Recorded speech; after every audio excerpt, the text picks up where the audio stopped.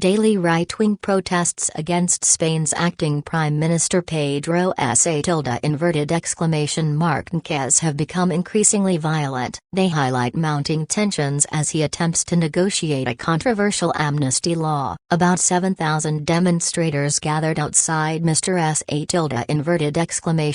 Sánchez's Socialist Party headquarters in Madrid on Tuesday. He is preparing for an investiture vote which is expected to see him form a new government and avoid a repeat election. That can only happen if he can secure the parliamentary support of Catalan separatists. As police and protesters clashed on Tuesday night, Mr.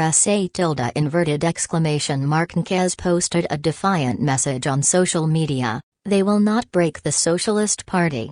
Similar protests have been taking place in the Spanish capital and in other cities on a daily basis recently, although this was the most violent so far, with 29 police and 10 demonstrators getting injured.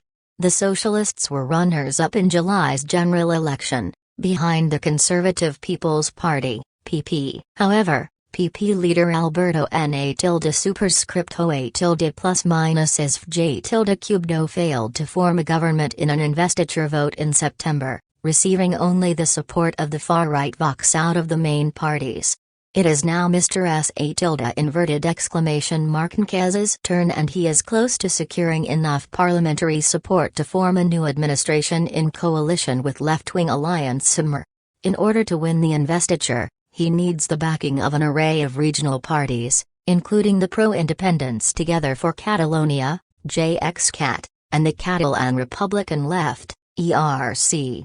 In exchange for their support, those two parties have demanded an amnesty for several hundred Catalan politicians and activists who face legal action mainly for activities linked to a failed bid to secede from Spain in 2017. Having agreed with ERC on the content of the amnesty bill, Socialist representatives are still locked in talks with JXCat, delaying the investiture vote.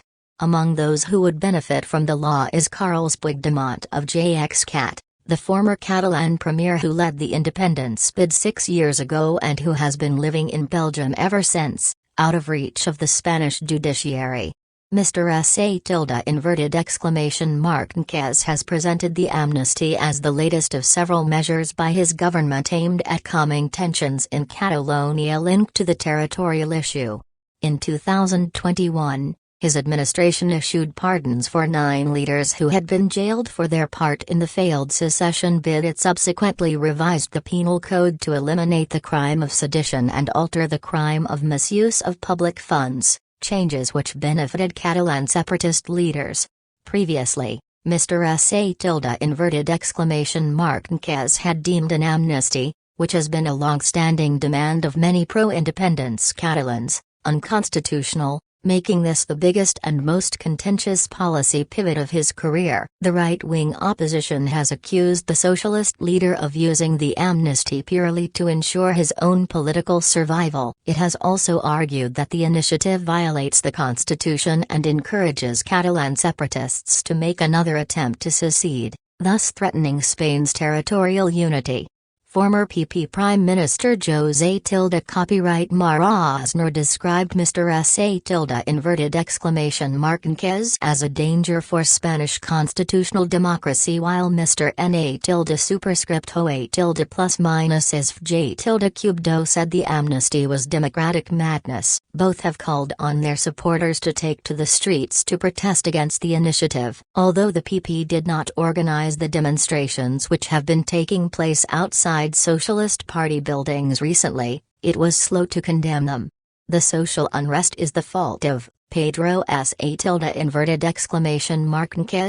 Mr. N+/J∆3 posted on social media, before declaring on Wednesday that violence does not have a space in democracy.